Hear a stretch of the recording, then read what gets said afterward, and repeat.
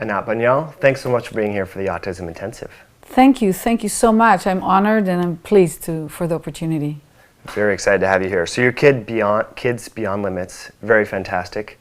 Every parent, teacher, and human being with a brain should absolutely read this. You really connected a lot of dots and resonated with me on multiple levels being a parent, and you talk about skiing and various things. But maybe let's backtrack a little bit and tell us your backstory, how you got into helping people get more aware of their mind-body connection and neuroplasticity. Well, what I do is really help people take advantage of the brain's remarkable ability to change for the better under the right conditions. And I got into it, well, my background, dance, clinical psychology, and I also have a degree in statistics. And I always had an interest in the brain, but when I started and I talked to neurologists a bunch of years back, I realized there was not much there for me as a psychotherapist and looking to interact and impact people's experience and ability to think, feel, move, and be in life. So, so while I was in grad school, I connected with Dr. Feldenkrais, who was, in my world, a complete genius and a pioneer, not just in the area of the mind-body, and it's not I actually say calling it mind-body connection is, I think, a misnomer. Mm-hmm. It's not a connection. It's one thing. It's just we don't have one word to describe it, but there is the emergence of motor control and the emergence of cognition and thinking are intertwined and are basically a manifestation of one organism, living, breathing organism. So I don't talk about mind-body connection. I talk about the person and the different facets of their functioning. So anyway, I connected with Feldenkrais and I actually did his work, his movement classes with my dance teacher as a very young child. So I felt that impact on me. When I was in grad school and I was looking for a movement-based a mechanism to interact with people as part of therapy, I tried a variety of things and none of it appealed to me. And then I remembered the work of my experience as a child. So I actually located Feldenkrais and he was the it for me. I mean, he was a physicist, mathematician, black belt in judo, a genius that realized that it's about the brain. It's kind of like, it's the brain baby. Mm-hmm. And it was long before people got it. And he had the discipline and the brilliance of a true physicist scientist.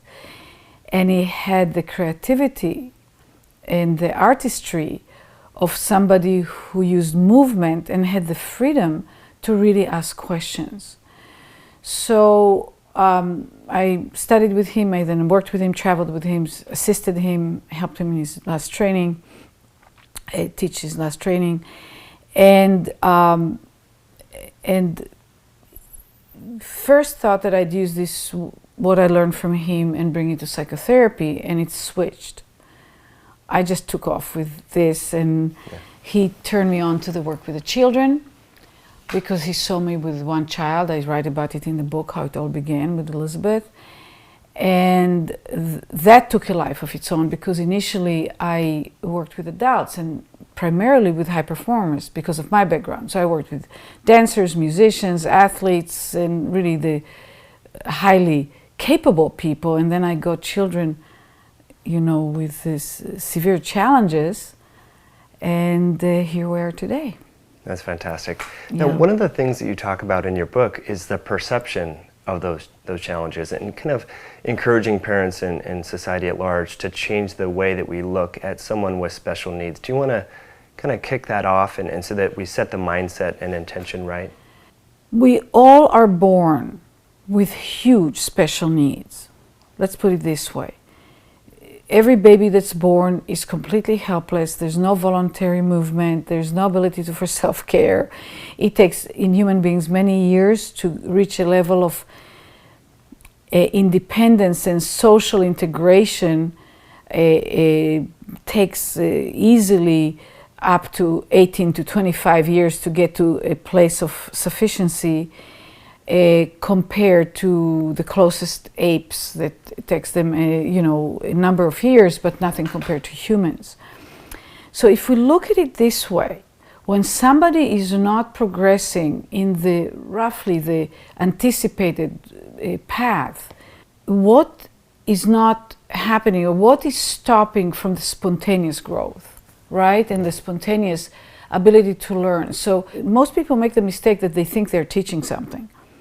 Teaching and learning are two independent processes, and oftentimes they don't intersect. And people don't get that. So if I go and I'm going to teach you that 1 and 1 is 2, and 3 and 2 is 5, your brain is going to do with it whatever it's going to do with it. And we rely, and that's what people don't understand, we rely on the other, on the learner, to take our words and our gestures and our explanations and somehow make sense of it. So when I interact with a child, I look at what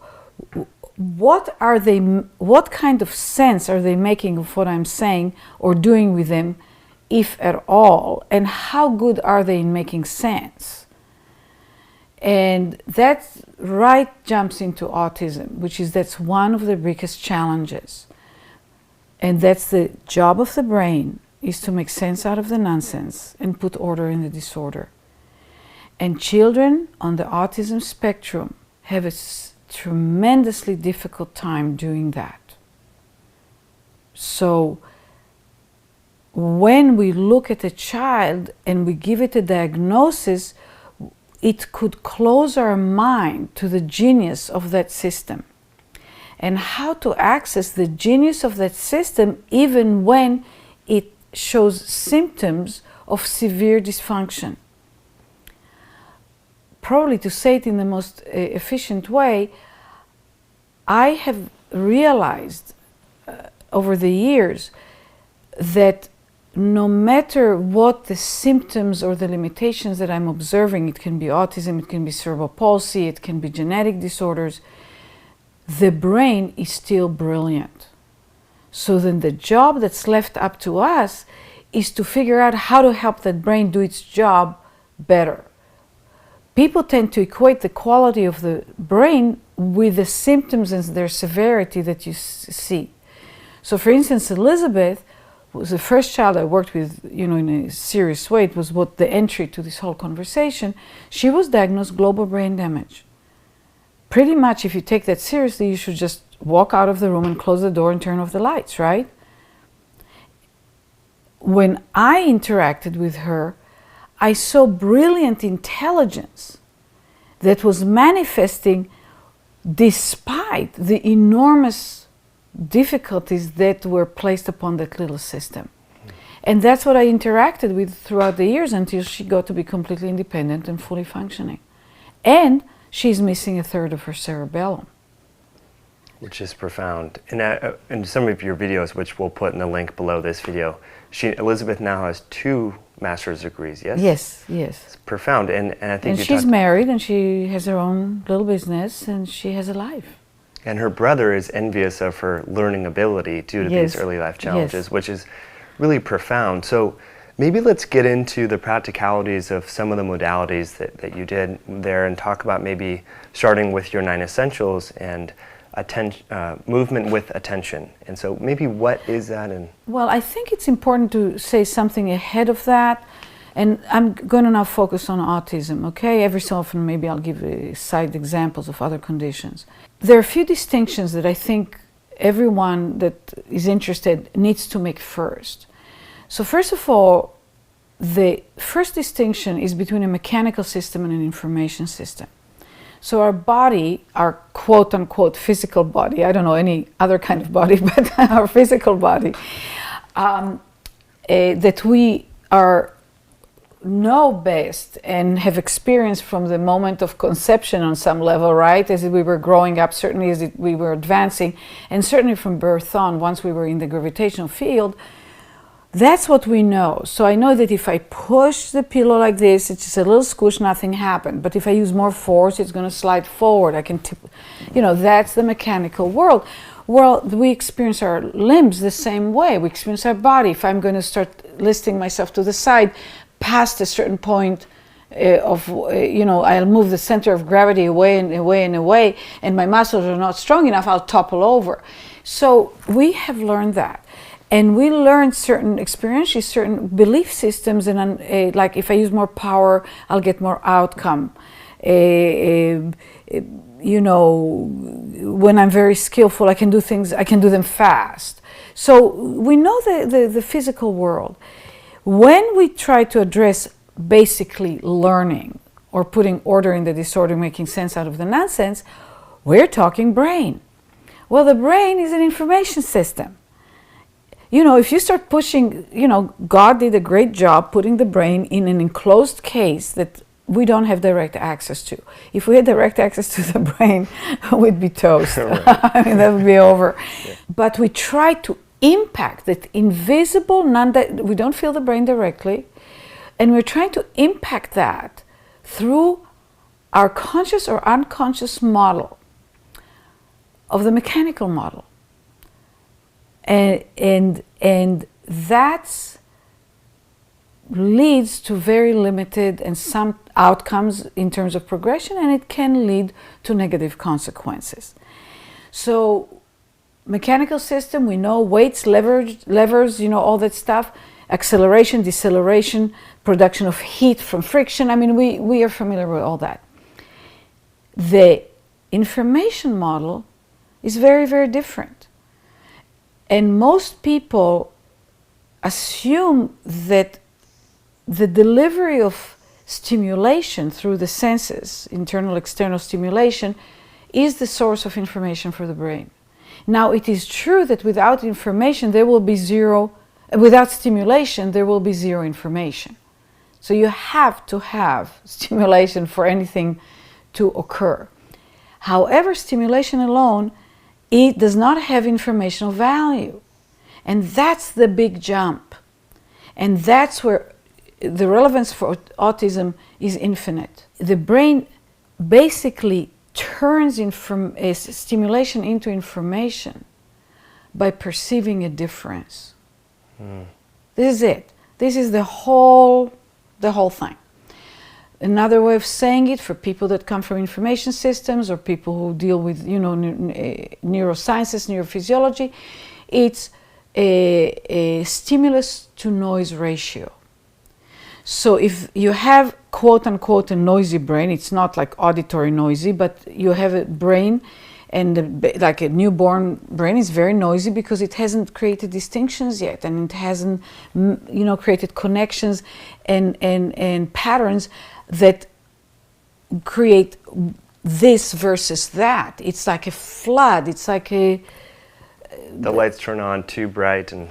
Yeah, but it's just like a soup. It's just like you're lying there, and it's like a sensory soup. It doesn't need to be unpleasant, and then for a newborn, they're hungry. That gets them, and then they cry, and the parent says, "Oh, are they wet? Are they hungry? Are they you're trying to feed?" But it's not until we perceive a difference. So if I looked at your shirt, and I didn't perceive difference between colors and shapes, I wouldn't see pink lines, vertical lines. I simply wouldn't see it. People who have concussion, have a migraine even, have a severe headache, all of a sudden it's hard to see certain distinctions that you normally just see like that. Children on the autism spectrum have a real challenge in their ability to perceive differences. Why it's that way, I don't know. I don't go into. I really just don't know, and I don't participate in the conversation. Is it environmental? Is it hereditary? Is it nutritional? It's probably a concoction of a combination of a lot of things. But I don't know. But I know that when I get a child on the spectrum in front of me, I know that what they feel, see, notice is different than what I feel, see, notice in a very profound way.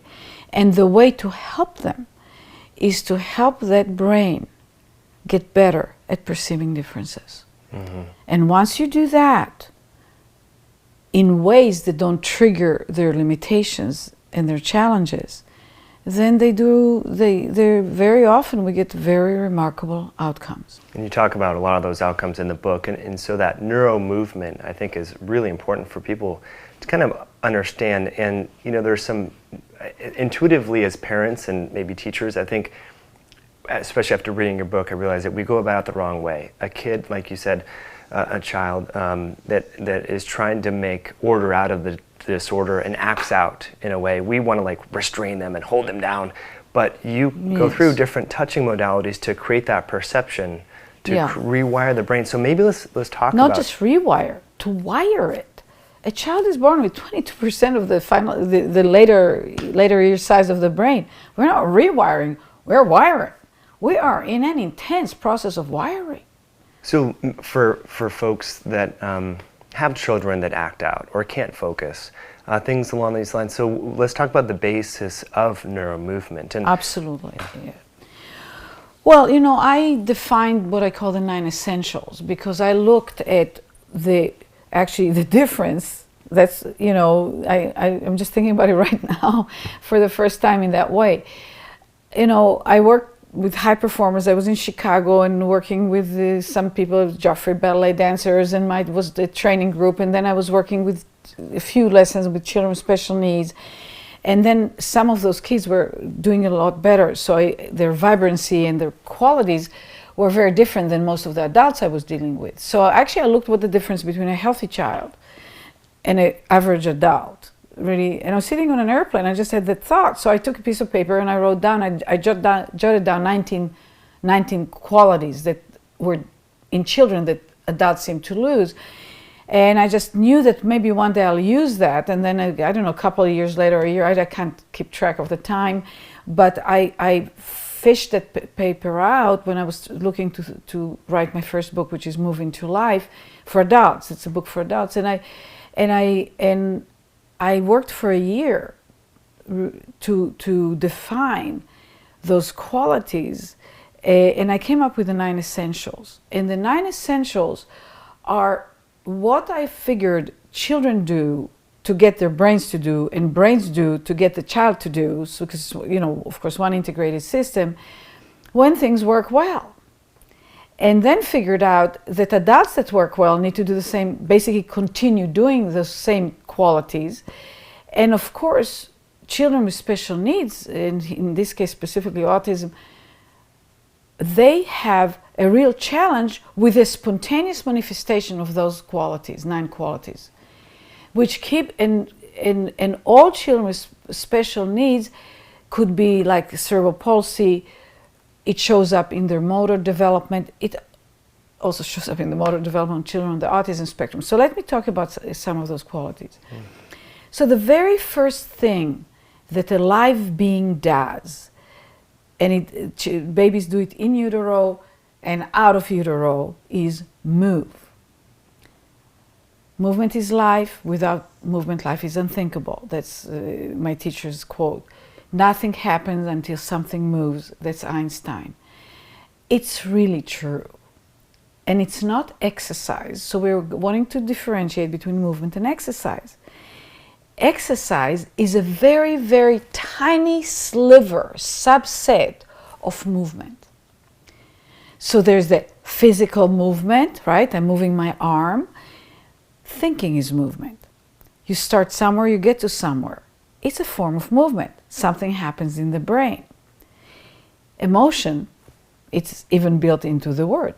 Emotion, feelings, everything is actually movement. It's constant movement. So now I'm going to just go back to the physical movement, right? So now that we hopefully agreed that, yes, that everything is movement. Yeah. The way I phrased it at a certain point, movement is the language of the brain. Movement is the mechanism through which the brain grows, organizes itself, forms patterns, action, expectation, and thinking emerges from that. Cognition emerges and grows hand in hand with the formation, the organization and evolution of movement. Movement starts initially with a child with the reflexes and random movement. So the brain kind of does those little firing and the baby twitches and so on. That's the basis for all future movement. A baby that does not have enough random movement for one reason or another will not develop properly. The brain will not be able to develop properly.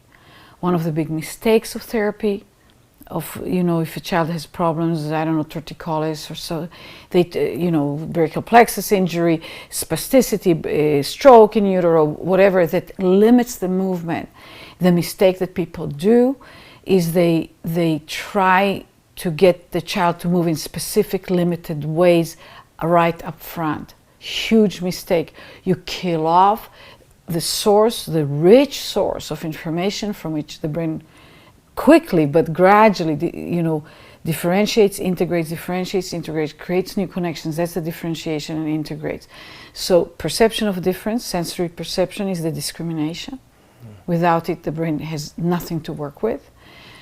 But movement creates all those, Sure.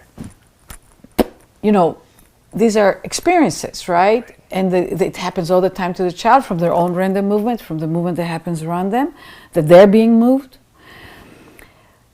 But so if I talk for a moment about cerebral palsy, the reason a child that had some brain damage and has spasticity cannot, let's say, use the arm, if we just limit it to the arm, is not because there is spasticity in the muscles. It's because of the spasticity, there is no randomized movement and there is no spontaneous movement. So the brain has zero information to work with. When we work with those children, it's never just the arm, but and we allow the system, and in the YouTube channel, you have a bunch of those kids with brachial plexus injury. You allow them to experience this random movement. Guess what? They get, if there's any connection left, they get full control of the arm. So the thinking has to change. And what we do is we try to control the limitation by creating more limitation. And that's done a lot with kids on the autism spectrum. That's too bad. It's really important to talk, how you highlighted in your book, this random movement becomes ordered movement over time because you're wiring. So maybe talk about that in that whole class. So movement creates change. So if I move my arm, it creates change, right? First of all, in space, visually, kinesthetically, sensation in the joints, pulls on the different weights. There's an enormous amount of stuff going on with every movement. What I found out, actually, first with adults I worked with that I trained, and I would go into other people's trainings and I go like, they're like mashed potatoes, they're not really learning, because I'm after learning. My thing is learning happening, because that's the tool I know to work with, and I know that that's the tool we all rely on to have a life.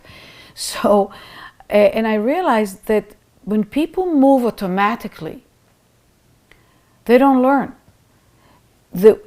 Unless you pay attention to the feeling of self, to the feeling of the self.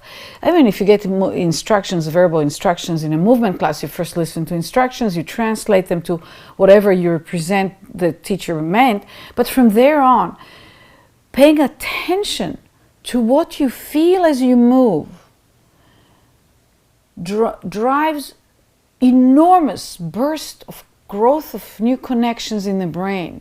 Estimated in children 1.8 million new connections per second.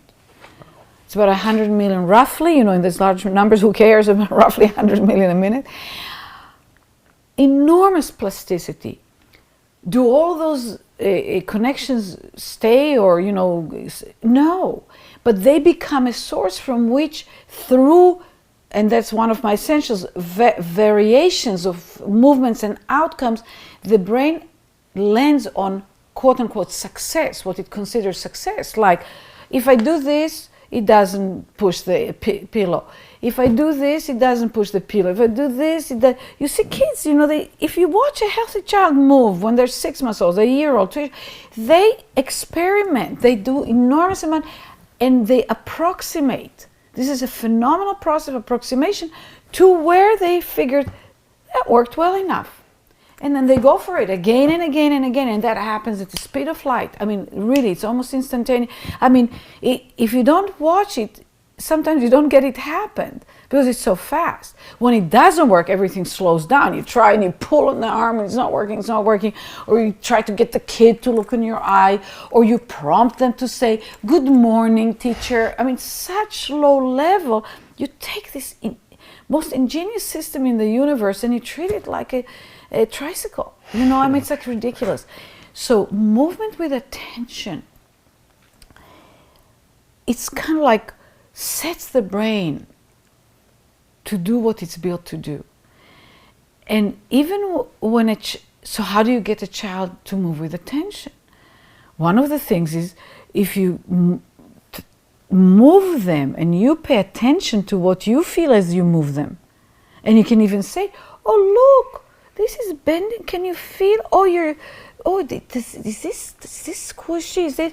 I mean, let's say this is a person, right? And you just go and you say, "Oh my God, you just looked over there." Oh, and you don't force them to notice. You just allow it. They'll pick.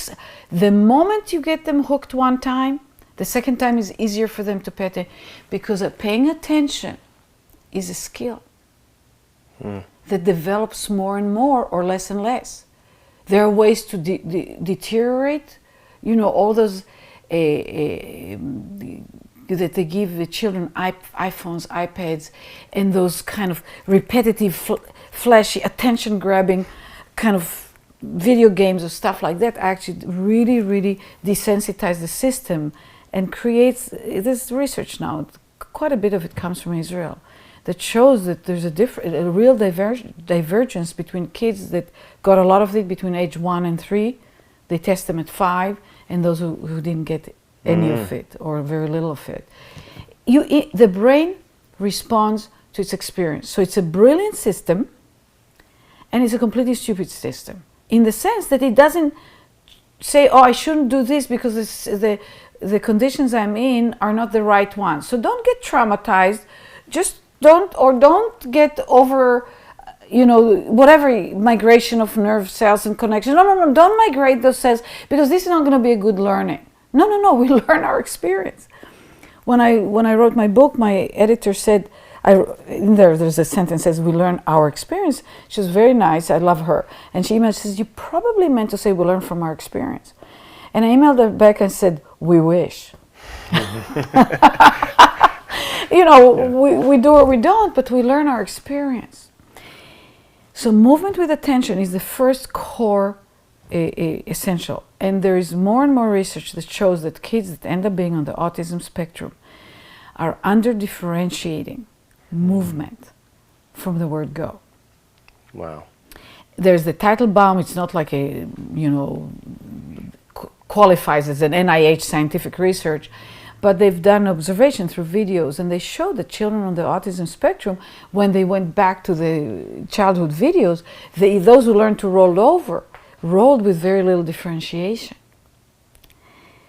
Healthy kids take their time, but then when they roll, their eyes follow an object, and there's a very complex, perfectly timed process where they move their head, it twists the spines, the lower back muscles kick in, and they roll. They don't use the legs or the arms to push on, they roll over. The children on the autism spectrum they used the weight of the legs and the arms to get themselves. It's a totally different configuration with very much less differentiation. And my experience with kids, ADD, ADHD, and Asperger and ASD, all are under-differentiated along the spine, the freedom of relationships between the parts. It's not like a stiff. They look robotic because they're under-differentiated. So movement with attention would be the first thing. Yeah, very powerful stuff. And I think there's a lesson that we can expand upon to help our listeners. And just by you folding the pillow, you hit on 2 other essentials, and that's subtlety, paying attention to the subtle details, and the enthusiasm at which you folded the pillow. That was palpable for me sitting across from me. So I think that's important, aspects, because as parents, sometimes you can be frustrated, if your child's not doing what you're trying to teach them, and then you can clap and you say, don't do that. So maybe let's go into subtlety and enthusiasm. Yeah. Okay. So subtlety is actually reduction of force, which increases the refinement of the system. Refinement of the system, really the brain's direction is from less to more complexity. Not complicatedness, complexity. So in order for me to do this for, this movement, it requires enormous amount of density of mapping in the brain for me to be able to move like that, intentionally. If somebody has spasticity, there's no way they could do it because there's not enough differentiation to allow for this tiny, intentional regulating and adjustment of the movement to just be like that. For example, to get there, you have to perceive differences and you have to be able to refine more and more. It's another, those essentials in many ways are either counterintuitive to our mechanical model, more primitive approach to ourselves in life, and they require evolution, personal evolution, to be able to apply them. It's like you don't kick the radio. It doesn't work. Information system. Try to kick your computer. That's what happens. You go in the Apple store. You go and buy another one, right? Yeah. So anyway, the subtlety is reduction of force. And the reduction of force, that's where the Weber-Fechner law, it's a neurophysiological phenomenon, it's a law that has been put in physiology books, I think for over 100 years. I don't know when it came out, but I think it's probably already over 100 years. It's just not being utilized intentionally. It's there, it's part of how we are built, which says that the less intense the stimulus, the easier for you to perceive a change in the intensity of the stimulus. So if I want to perceive the difference between this and this, it's easy. But if I'm outside in a noisy street and I go from this to this, I won't hear it. I won't hear the sound at all. It's too soft. Same thing with light. If it's dark, I turn a flashlight, you jump. But if I go outside, full sun, I turn a flashlight behind you, you don't know I turned it. You don't know it happened. That's what I mean. That when there is not a perception of a difference, it does not exist. It's gone. And it's so important to understand when working with the children on the spectrum, or working with any child for that matter, or working with anybody. But let's go back to, because children on the spectrum have a hard time perceiving differences. They have what's called a noisy brain. And the first way to get to that brain is through movement, but not through limited, rote, forceful movement.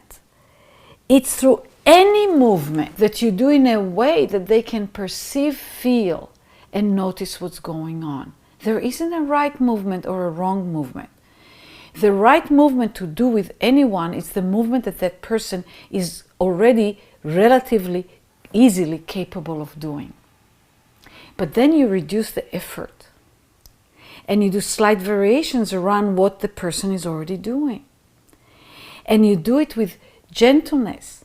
And sometimes with those kids, sometimes I literally kind of get their attention. I'm very good at getting their attention. I'm a perception of differences walking machine, right? I mean, that's what I do, that's what I work with. So I have an enormous freedom in how, and variability in how I can do it. But sometimes they would move, and I'd move with them, and then I amplify what they do. And I amplify to the point where they can perceive a difference. You can't make them go down because they already have the intensity they have. And they don't feel it, they don't know it. It's just like fish in water, right? So I amplify it. And once it amplified to the point where they can notice it, then I amplify it some more. Then I say a little less. Oh, and I go right back to more.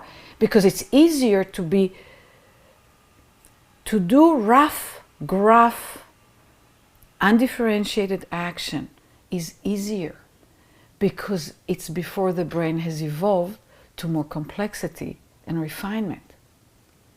To say, you're either for me or against me is a lot easier than to actually have a complexity of seeing that there might be danger in there, so thinking can be, thinking needs differentiation, emotions need differentiation, but it all starts with a movement.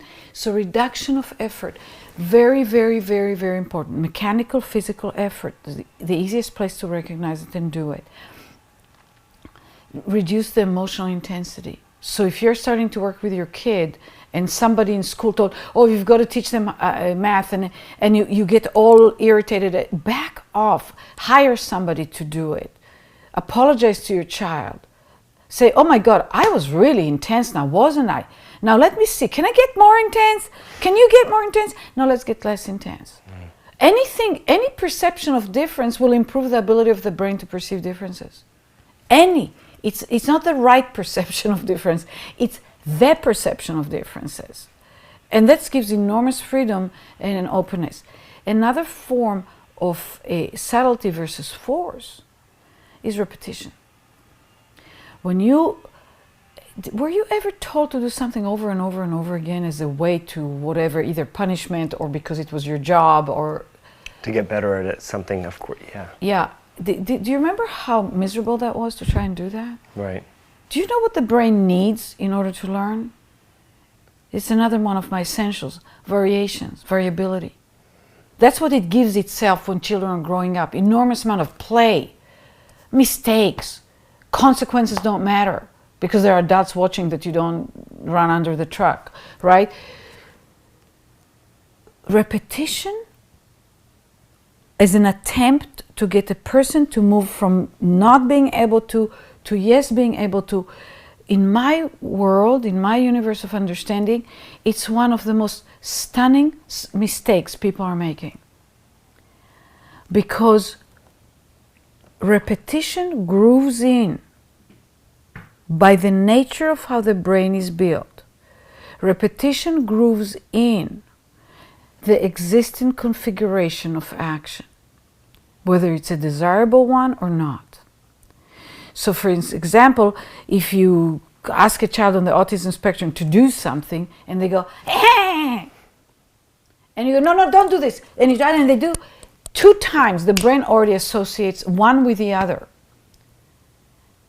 If you ask somebody who just had a stroke and the arm is like this and you say, well, try to stretch. In 2 repetitions, you're grooving in the limitation. You're grooving in the disruption, you're grooving in the distortion, and you're denying the system at the same time what it needs in order to have a chance to do something different. So healthy children create enormous amount of variability and only the amount of force that they can handle. That's it. Wow. Adults come in with yours. So I'll give you an example, very brief. So I worked with this wonderful child. He came in, he was almost 8 years old. Andy. Lovely boy, autistic, an expert in being an autist. Doesn't look in your eyes, doesn't make sense of his world. Very sweet, but just kind of like, and can't, do math and can't read and write.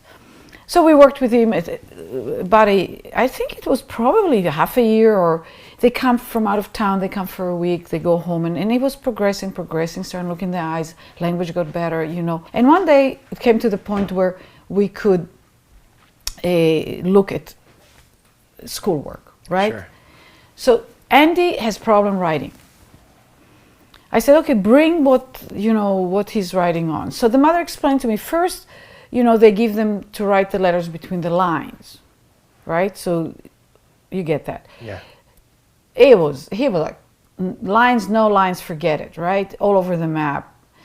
And then when that didn't work, they created the squares for him. So now they limited him both, they tried to reduce variability both from lateral and top and bottom. Exactly the opposite of what the system needs. Because he cannot put it between the lines because he cannot see it. It's not like he's blind, but he doesn't perceive it. He doesn't see it. It's just like you won't see the light behind you turning on in the, under full sunlight, right? So what happened was, first of all, movement, all the other stuff that we do, so we get a brain that's a learning brain, that it's a vibrant brain. It's a brain that expects to learn. And expects is better at putting order in the disorder to begin with. You don't go to math when you can't make sense of your world. And first of all, I wrote a letter, large, A, and I showed it to him on a clipboard, and I wrote and turned, and he said, oh, A. I went like, okay, you recognize it. Perfect. I asked him, the first thing I asked him to do, I said, I want you to write the letter A, but I'm going to ask you to write it really badly. So it'll be hard for me to recognize that it's an A. What am I asking? First of all, I'm talking like an intelligent human being. And what am I asking him to do? You're pushing him in a different direction. No, but what do you have to do in order to write the letter A badly? Be sloppy. Use yeah, but how do you know if it's sloppy? You have to create a letter A that's not sloppy. I'm tricky. No, I don't know what he creates. So he was thinking and thinking and thinking. First of all, I get a kid that starts thinking, wow, that's a win, right? And he takes his, like this, holds like this, the marker, goes to the day and does that, a dot. I want to say to him, that's a perfectly bad A. It's so bad, I could never guess it's a letter A or any other letter. That's the size of difference he could start with. Hello? That's the size of difference. So then I said, can you make it just a little better that there's a chance I could know it's A? So he had to think, and he did something, whatever. I said, that's better. And I did a bunch of variations. And then I drew a square. I look at the kid, he's holding his breath. He already expects to fail because he's failed it. He's now an expert. The brain knows exactly how to fail trying to write the letters inside the square. So I said to him, Andy, choose a letter. He chose a letter. I say, one condition. You're going to write part of the letter inside the box and part of the letter outside of the box. He flips his eyes, looks me straight in the eye and says, you're kidding me. I said, no, I'm not. That's an autistic kid. Was he autistic when he said, you're kidding me? Not at that moment.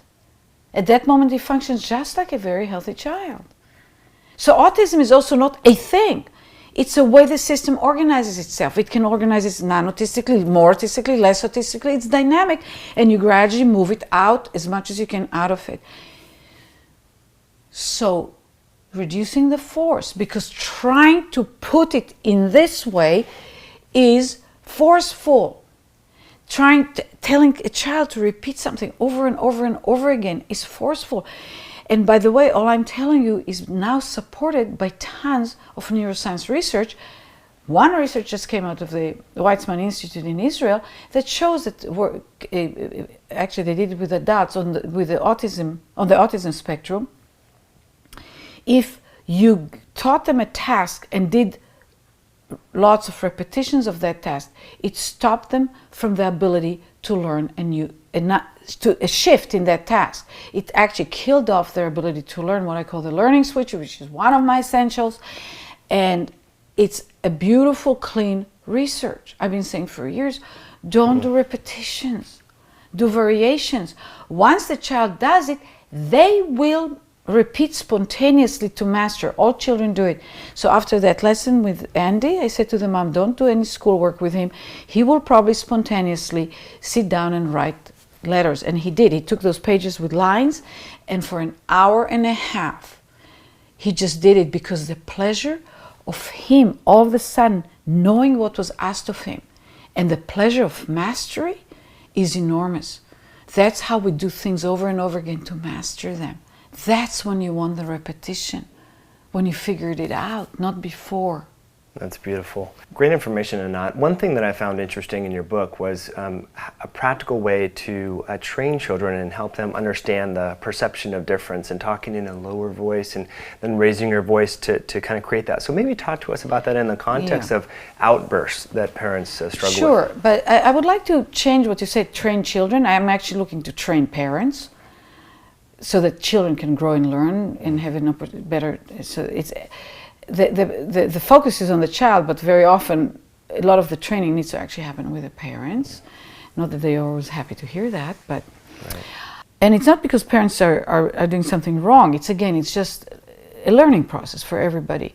So when a child, and very often children, some children on the spectrum, have a very loud voice, and it's monotonous. I mean, it doesn't have a lot of variability in it.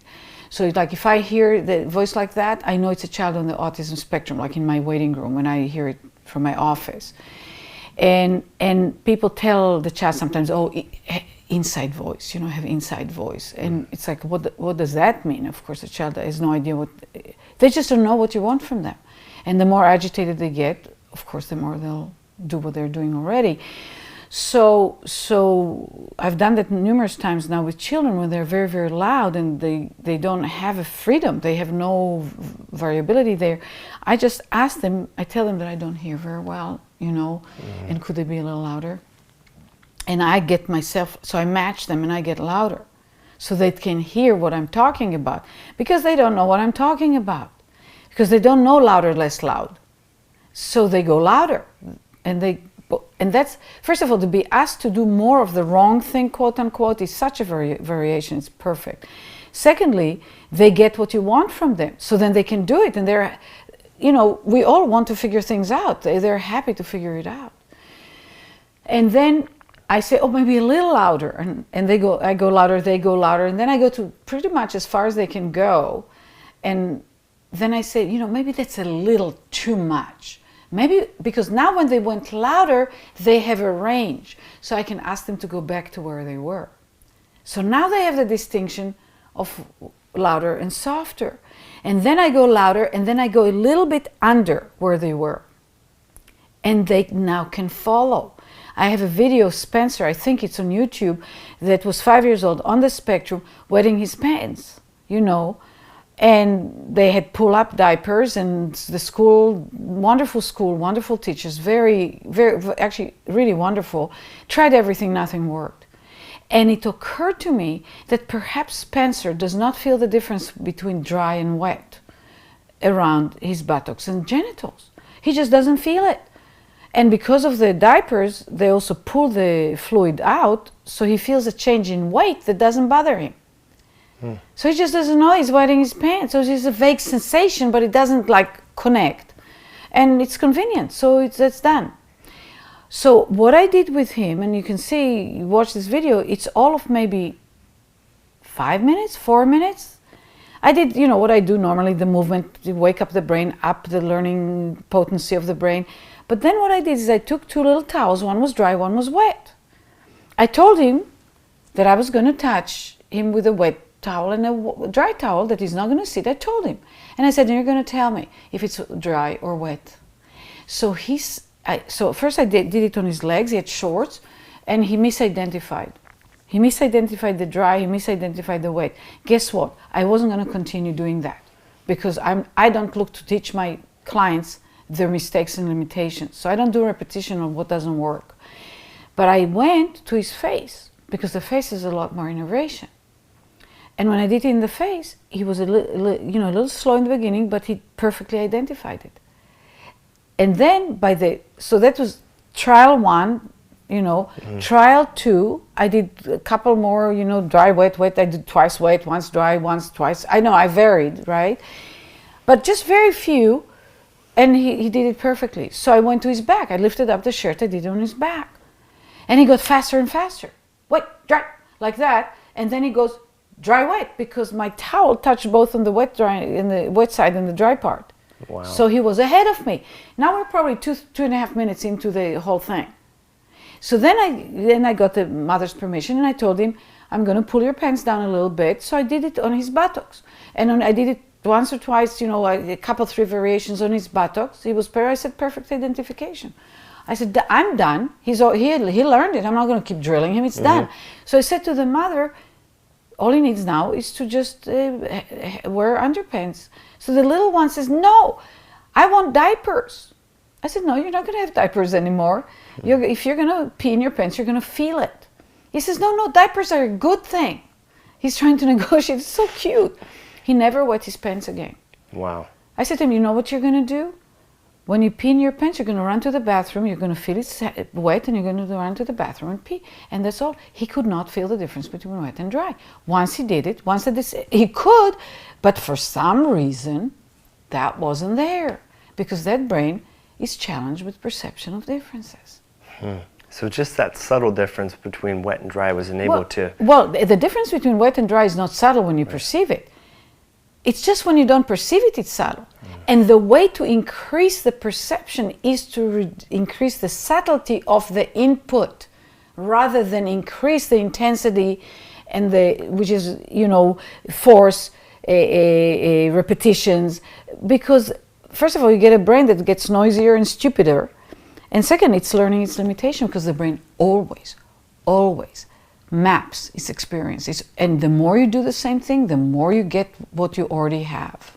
It's profound. So using that thought process, when a child or anyone is yelling at you, talking quieter, is that going to... No. If you talk quieter, you drive them crazy.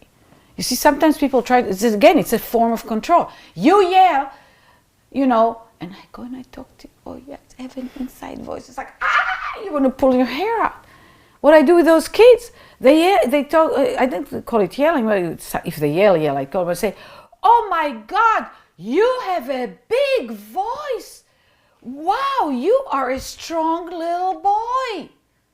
I observe it. I give them a distinction. I help them say that, now let's talk louder. Now let's talk how you talk. Now let's louder. You match them. You join them. You don't fight them. You don't try to change them. I don't try to change the people I work with. I do help them change, but you don't, that's the second chapter in my book, from fixing to connecting. You connect your brain into their brain, helping the adult, hopefully better organized brain and more intelligent brain, not because it's a better brain, but because it had more time to figure things out. And I like to use this image, and you can drop it in, of an adult dolphin swimming with a baby dolphin. And the baby, I believe it's about 3 months that they have to non-stop swim, and there's an adult dolphin there. And the reason there's an adult dolphin, because if you take away the adult dolphin, the baby dolphin will sink and die. They can't swim by themselves. They need the current to be able to do and practice swimming and floating and all that stuff. This is the adult brain or brains around a baby brain or a child brain. So we need to have, you see, in order to implement the essentials, you have to be doing them. You have to perceive differences in your child, which leads me to another essential, which is the enthusiasm essential.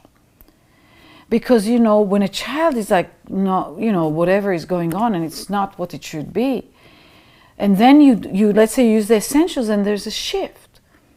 And it's a subtle shift. You, at that moment, are positioned with a choice. Are you going to invalidate the change and say, yeah, but I don't know, because sometimes it happens by itself, and when it's Sundays, or after they slept, they are not yelling, and I don't know if what I did made the difference. You are killing off the opportunity to amplify the change. Because we're not trying to prove anything to anybody, we're trying to empower change. So what you do is you do the enthusiasm internally. I say to people in workshops, I say, you are developing the generosity of spirit. That when you see a small change, when in the brain, no small, no big change. Brain is a quantum system, change or no change. But when there is a change that is small in terms of the final outcome that we're looking for, you internally get thrilled. You go like, oh my God, this brain is starting to figure it. It just noticed a change. Because a brain that can perceive differences is a brain that can pretty much solve almost all problems. So you amplify it internally. If you get all excited, I train parents, the kids don't walk, I train them to walk. I don't train them to walk. They get to walk as a result of their work. Please eliminate that one. But the first time they walk spontaneously, because that's the only way they walk in our center, is when they walk. I don't walk them. I know it's coming close. I tell the parents, no clapping, no good boy, no do it again. Because when you clap or create a big excitement on your end, it distracts the child, and very often they fall or they can't do it anymore. And they don't know that they just did it. It's spontaneous. And if you ask them to do it again, they can only go into what they know. So very often you inhibit new learning, and sometimes I've had one case that I can think of now that I could not get the child to walk again. And I warned the family, I knew the situation, and she was just petrified. Interesting. Carol Dweck talks about that in her book Mindset, how you should really praise effort, not praise success, because then people can get scared of defeat. I will go beyond that. Okay. Don't praise. Do you think dogs get praised to learn to do something?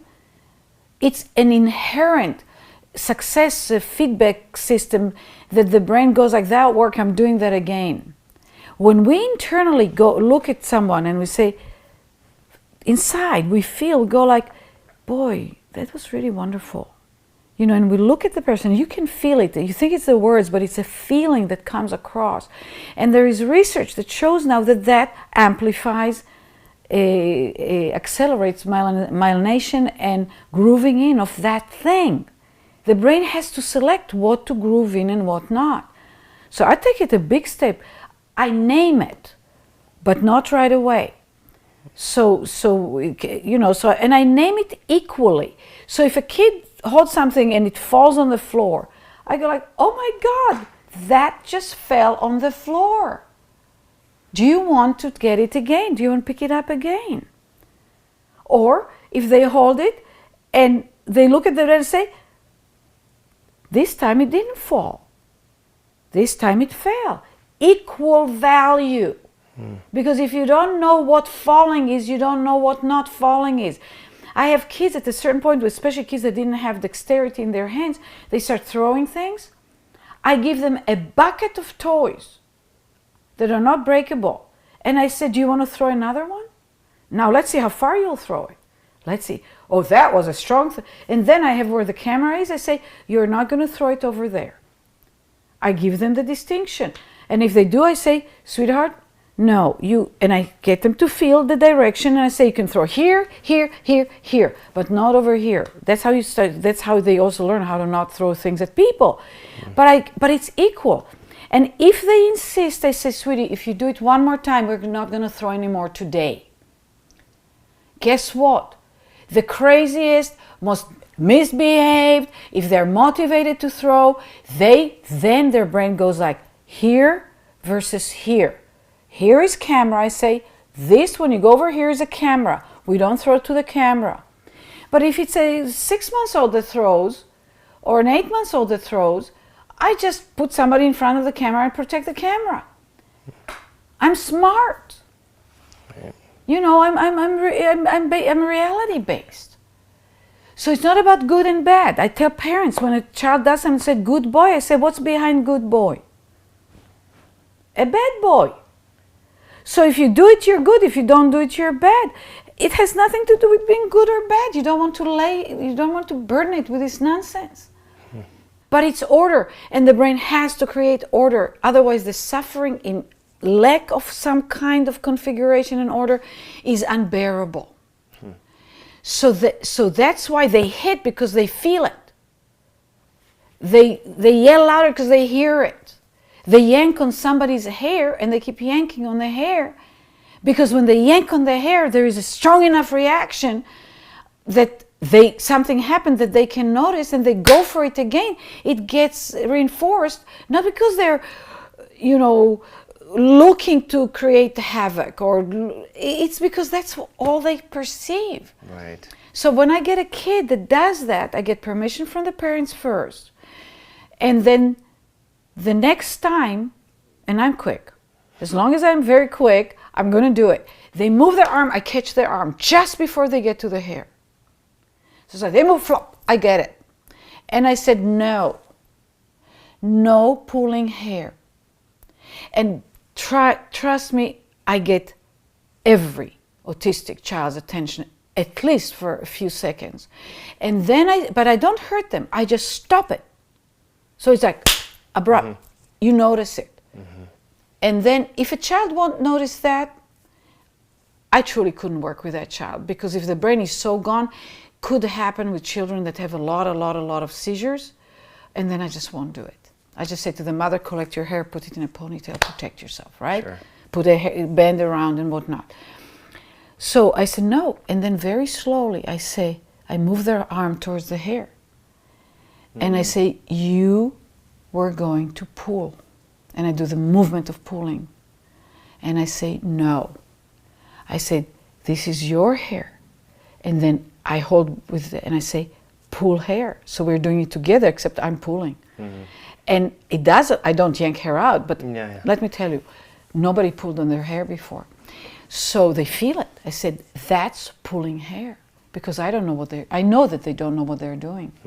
You see, people assume they know what they're doing. They have no clue. Or they assume they don't know what they're doing. They have no control, so they don't know what they're doing, but they're doing it because it works in the sense of creating perceptual differences. And then I put the hand down and I keep talking. And I know exactly what will happen. The hand goes yank to the hair, but this time it's an intentional action. I still catch it.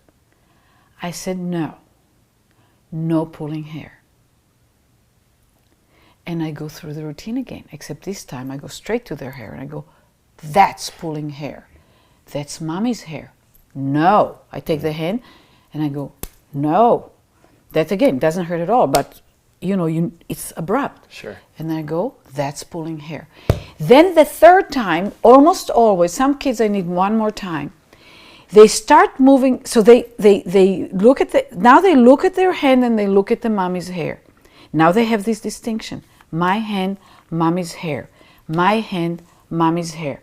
This is such a win, you can't even imagine. Because the brain's starting to do its job. And they stop. I have it on video numerous times. Yeah. They stop and then they kind of start moving the hand. And and some of them get sad. It's kind of like they lost something they used to like to do, but that's fine. They can be sad about it. Right.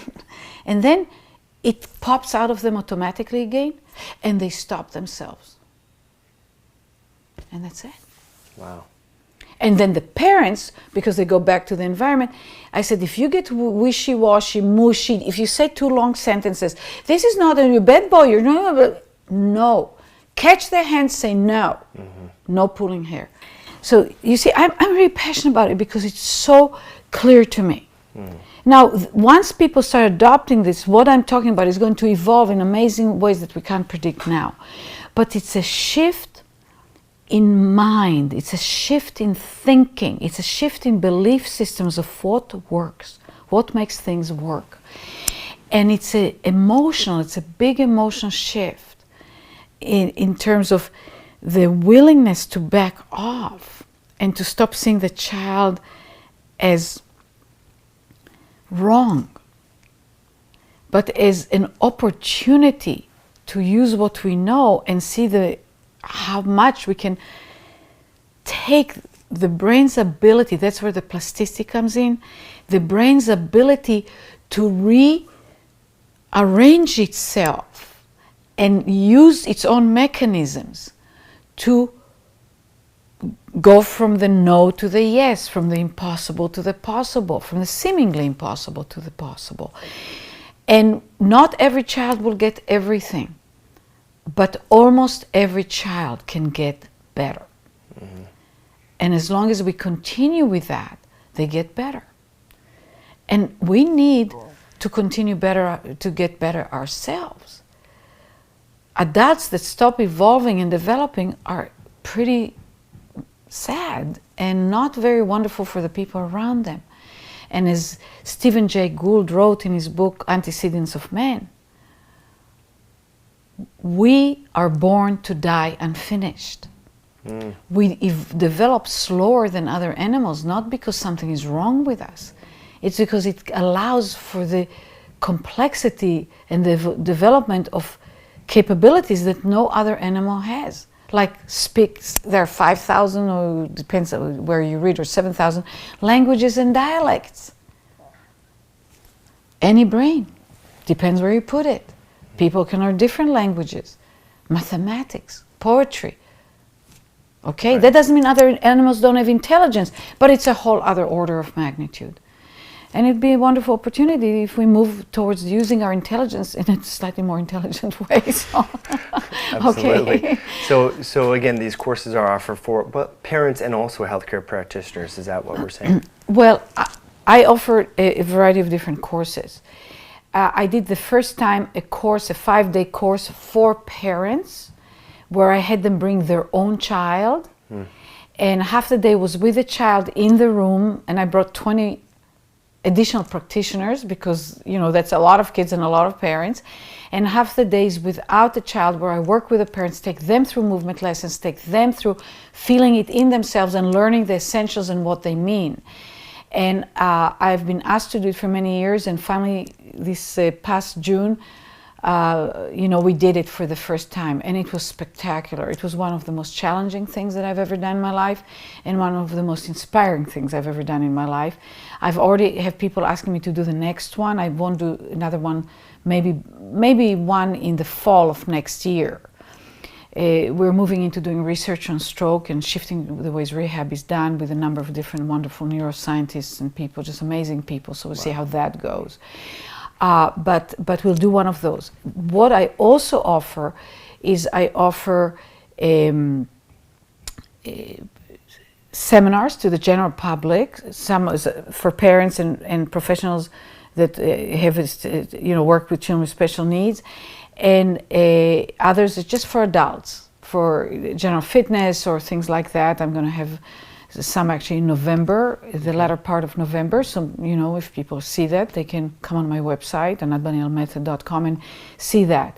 And then the big event, the biggest, longest kind of training is training practitioners in Anat Baniel Method NeuroMovement.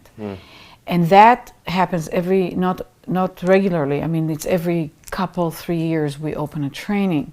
So one opens in March 12th of 2016.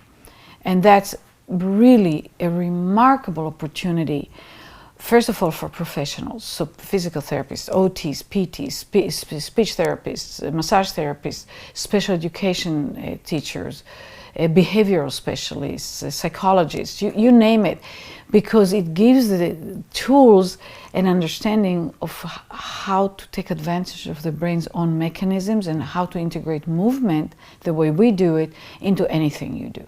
Sounds fantastic. And then also for parents, a lot of parents take the training to work with their kids, and then they end up working with kids in general, or with adults. We have professionals that just want to shift profession.